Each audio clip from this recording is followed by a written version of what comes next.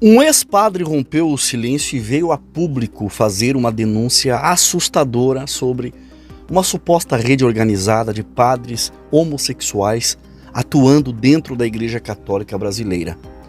E o conteúdo dessa revelação chocou o país inteiro. E com toda sinceridade, meus irmãos, isso não deve ser exclusividade só do Brasil. Isso tem a cara de ser um problema enraizado na estrutura global da Igreja Católica. Inclusive, dias atrás eu já havia trazido aqui no canal o caso polêmico envolvendo o padre Fábio de Mello, cercado há anos, por rumores de que ele seria homossexual, boatos que ganharam ainda mais força depois de certos comportamentos e posturas adotadas publicamente por ele. Naquele vídeo eu comentei justamente sobre o celibato forçado imposto pela Igreja Católica, algo que não tem respaldo bíblico algum, e que historicamente tem causado uma avalanche de problemas morais e espirituais na Igreja Católica. Entre eles, abusos sexuais, vidas duplas, sexualidade reprimida, escândalos sucessivos, esquemas internos e uma quantidade alarmante de padres que vivem uma sexualidade sufocada ou escandalosa, seja a orientação hetero ou homossexual. Mas, sejamos francos, o maior câncer moral da Igreja Católica hoje é o avanço da homossexualidade clerical institucionalizada. E o que mais revolta é que tudo isso segue sendo tratado com uma cumplicidade e um silêncio sepulcral que incomoda. Ninguém tem coragem de confrontar a raiz do problema, porque expor isso seria admitir que o castelo de aparência que construíram está desabando por dentro. E a entrevista do ex-seminarista Brendo Silva, exibida no Domingo Espetacular, é um retrato sombrio e explícito da podridão escondida sob a batina. Ele revelou com todas as letras como funciona essa rede de padres gays, os bastidores sujos dos seminários, os assédios, os jogos de poder e as ameaças internas, e justamente a presença de uma rede de proteção e blindagem ao homossexualismo clerical. A coisa é muito mais doentia do que qualquer fiel imagina. A impressão que dá é que a Igreja Católica está mais preocupada em preservar a sua imagem institucional do que a santidade do altar. E não adianta vir com um argumento doutrinário, porque a Bíblia ela não impõe o celibato. O apóstolo Paulo deixou claro que seria melhor casar do que viver abrasado. Então, a pergunta que fica é: até quando vão manter esse sistema? Até quando vão esconder esse esqueleto no armário, enquanto a lama continua subindo pelos pés dos altares? Segura aí que eu vou soltar o vídeo, com essa entrevista. Eu vou exibir aqui o relato desse ex-padre e depois a gente vai conversar a fundo sobre o que está por trás disso tudo. Mas antes, você sabe como funciona o sistema aqui do YouTube? Quando a gente traz esse tipo de conteúdo que cutuca, que revela, que desmascara a narrativa bonita da religião institucionalizada, o algoritmo do YouTube segura o alcance, impede o vídeo de rodar e enterra o vídeo de verdade. Por isso, eu te peço, deixa o teu like agora mesmo. O like é a arma que a gente tem para furar essa censura digital. Então deixa o teu joinha se é a primeira vez que você está aqui, se inscreva neste canal e ative o sininho das notificações e acompanhe os vídeos aqui do canal, porque aqui a gente mostra o que outros canais escondem. E se você quer fazer dinheiro online com o teu celular, aumentar a tua renda mensal e fazer um dinheirinho extra, olha esses números aí na tela, são comissões que eu recebi trabalhando com o meu celular no mercado digital. E eu quero te dar a dica para você fazer valores iguais a esses ou maiores que esses. Quer aprender? Quer ganhar dinheiro na internet? Fica comigo até o final desse vídeo que eu vou te mostrar o caminho. Agora assista junto comigo um trecho desse vídeo, depois eu volto aqui dando as minhas considerações. Vamos assistir. Ser padre era um sonho de infância que desmoronou depois de anos de decepções. O padre começou a me abraçar enquanto eu trabalhava. Passava a mão pelo meu corpo, em carícias cada dia mais ousadas. Com o passar do tempo, ele descobriu inúmeros casos de religiosos que viviam uma espécie de vida dupla dentro da instituição. A gente tem o Papa ali, um monarca, tem os príncipes da igreja, então é uma figura de linguagem para dizer que ela sim é uma monarquia, talvez, mas é o reino da hipocrisia, por conta dessa vida dupla generalizada no clero. O Brendo tinha 10 anos de idade quando começou a fazer parte das atividades da paróquia na cidade onde morava, Capanema, no interior do Pará. Aos 14 anos foi morar em um seminário, mas abandonou o sonho aos 21 anos de idade, depois de viver como seminarista no Pará, em Goiás, no Distrito Federal, no Rio de Janeiro, interior de São Paulo e até na França. Brendo, que hoje é professor, resolveu contar tudo o que passou e viu nesses lugares num livro intitulado A Vida Secreta dos Padres Gays. Por que você decidiu escrever esse livro? Bom, eu decidi escrever esse livro para lançar luz em um tema que ainda é tabu na igreja e que eu escuto muito das pessoas falarem, até para mim, depois da repercussão do livro, que todo mundo sabe que isso não é segredo. Ora, todo mundo sabe, não é segredo, mas até agora no Brasil ninguém decidiu falar sobre. Então eu quis mexer nessa ferida, nessa questão da sexualidade no clero, que é muito latente. O livro, com 215 páginas, conta episódios que vão desde a agenda de tarefas de um seminário a encontros proibidos. Quando as luzes se apagavam após a oração, é o que eu até falo no livro, existia uma vida gay pulsante. As pessoas, alguns entravam no quarto do outro para manter relações. Tinha quarto que era só de 2 pessoas. As pessoas se relacionavam entre si, era muito comum, era muito banal. Brendo foi atrás de outras histórias semelhantes à dele para compor o livro. Então ele é um grito em meio ao silêncio da Igreja Católica quanto à sua realidade, de que seu clero é formado majoritariamente por gays. Ele diz que começou a receber ameaças. Que tipo de ameaça você recebeu? De morte, tortura. Inclusive já tem até BO por conta disso. Também procurei o Ministério Público, que está acompanhando, e uma ONG de direitos humanos. Então, agora eu me sinto um pouco mais confortável em saber que tem pessoas que estão ali me ajudando de alguma forma a lidar com isso. A experiência pessoal do autor é a grande protagonista da publicação. O padre abusador.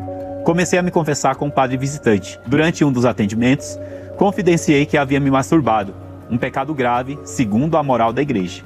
O padre começou a pedir detalhes. Quanto mais eu falava, mais detalhamento ele me pedia, inclusive minúcias de minhas fantasias sexuais, alegando ser necessário a completude do sacramento. Ainda nos primeiros anos de seminário, Brendo lembra de quando tinha de limpar quartos de padres mais experientes. Troca de favores. E durante a faxina, o padre começou a me abraçar enquanto eu trabalhava. Passava a mão pelo meu corpo, em carícias cada dia mais ousadas. Isso me gerava medo, dúvidas, mas também prazer. Depois de um tempo, ele conseguiu o que queria: sexo. O outro formador percebia tudo o que estava acontecendo, mas não falava nada. Eles eram bem amigos, e logo entendi que um encobria a hipocrisia do outro. O autor afirma que tentou denunciar a situação na época, mas nunca conseguiu o apoio que esperava. Eu levei para a superiora e para a psicóloga da comunidade. E elas falavam que eu era gay porque eu não tinha tido amor na infância, então era por isso. E toda a vida que eu falava, e os padres? E os padres que estão aqui dentro tendo vida dupla? E os padres que já transaram comigo? E o padre que fez isso na confissão? Elas sempre diziam, você tem que orar por ele, porque isso é tentação do inimigo. Você já se relacionou com todo mundo, com pessoas de diferentes posições, né? Seminarista, padre, irmão, que é o religioso, e bispo. Do bispo é o seguinte: anos depois de eu ter saído do seminário, um bispo conversou comigo e me chamou para almoçar na Praça da República, no centro de São Paulo. Eu fui. No final do almoço, a conversa foi se encaminhando para algo mais sexual. E aí a gente foi para um motel, tivemos um momento de pegação e depois ele foi embora. Semanas depois ele me chamou para sair de novo. Esse bispo, ele chegou a ser reitor, quando era padre do Santuário de Aparecida.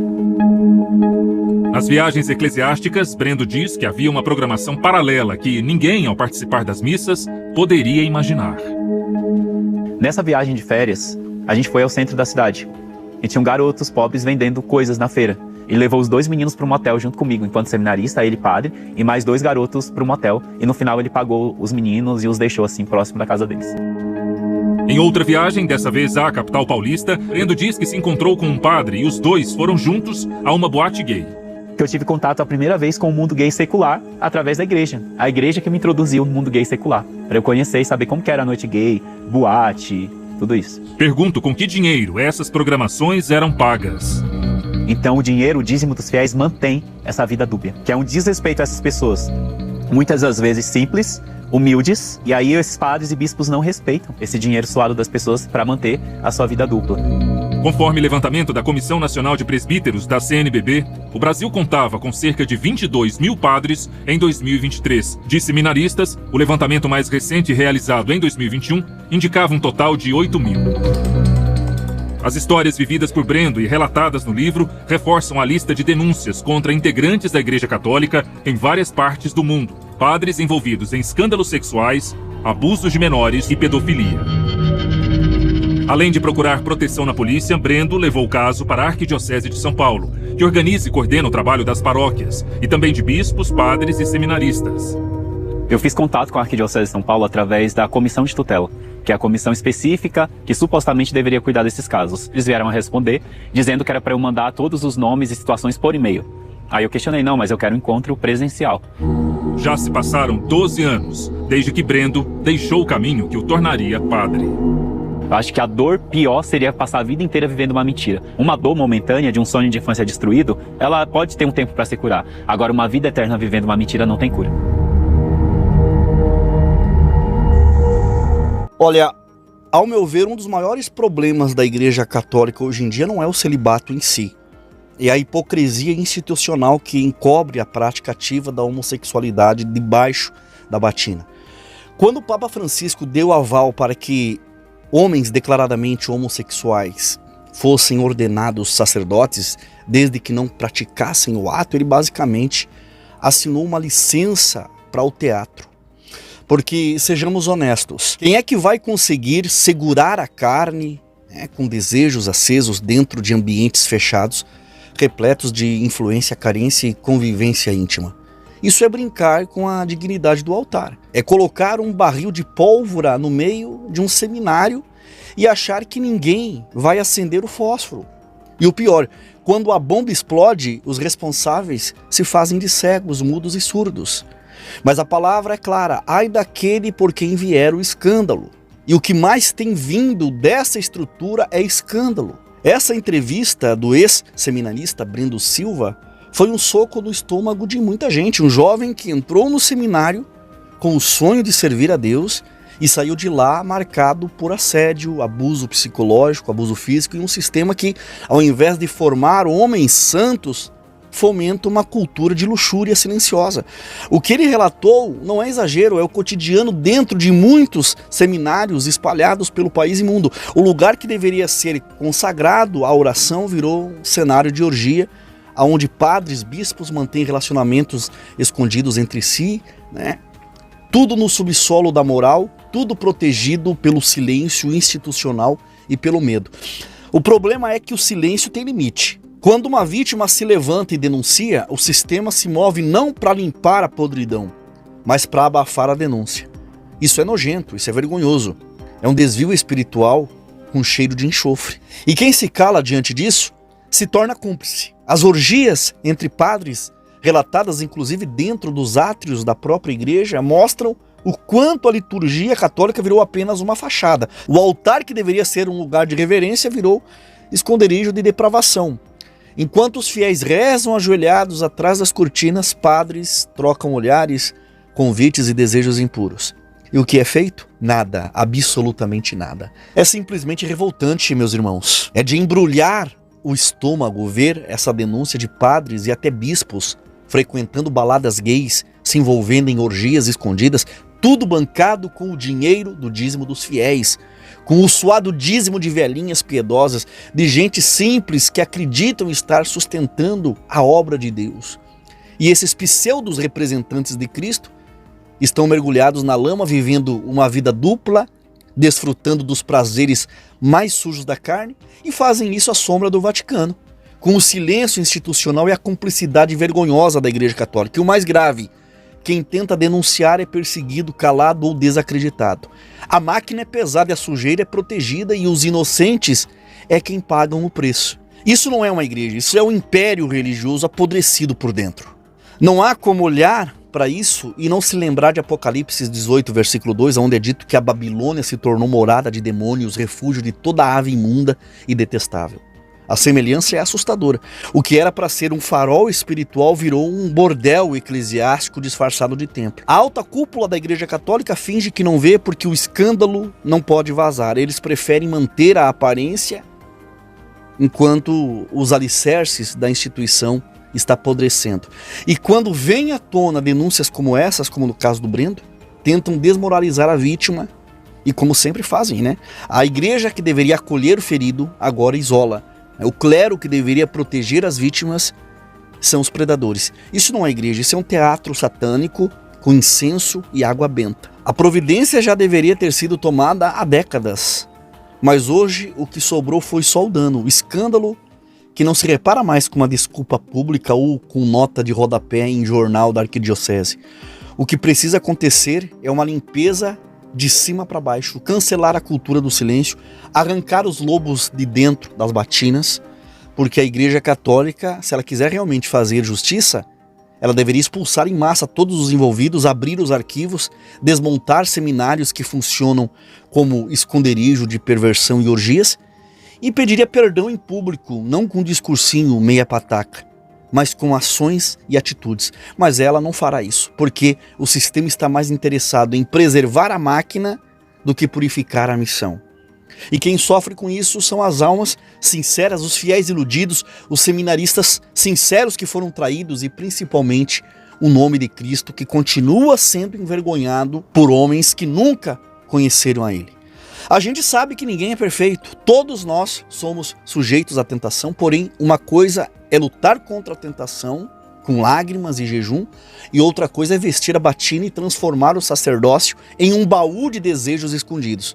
O sistema católico está espiritualmente falido. Esses escândalos são frutos de uma estrutura doente.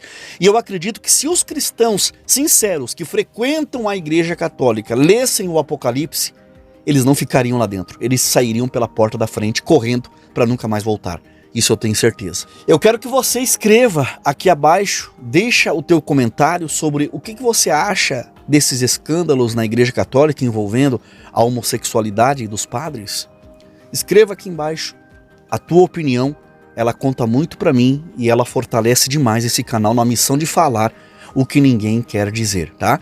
E aproveita agora para compartilhar esse vídeo com os teus familiares, com os teus amigos, com irmãos da fé e também nos grupos do teu celular e nas tuas redes sociais, porque muita gente ainda está dormindo achando que tudo isso é normal. Deixa o teu like que é fundamental, o YouTube tenta esconder os vídeos, né, como esses, mas quando você clica no like, ele é obrigado a distribuir, tá? Então, deixa o like, se inscreva no canal e se essa é a sua primeira vez aqui, ative o sininho das notificações e acompanhe tudo que a gente traz por aqui. E se você quer virar a chave da tua vida financeira, trabalhar de casa, com liberdade, fazendo dinheiro honesto com o teu celular, presta bem atenção. Esses valores que estão aparecendo aí na tela são comissões reais que eu mesmo recebi em uma semana trabalhando no mercado digital. Se você quer aprender a fazer valores até maiores que esses, chama agora mesmo a nossa equipe no WhatsApp, clicando no link do primeiro comentário fixado, ou se estiver me assistindo pela televisão, aponte a câmera do teu celular para o QR Code que está no cantinho da tela. Nós vamos te atender com todo carinho e vamos te ensinar o caminho para ganhar dinheiro, tá? Muito obrigado por me acompanhar até aqui. Até o próximo vídeo e que Deus abençoe a tua vida poderosamente em nome do Senhor Jesus.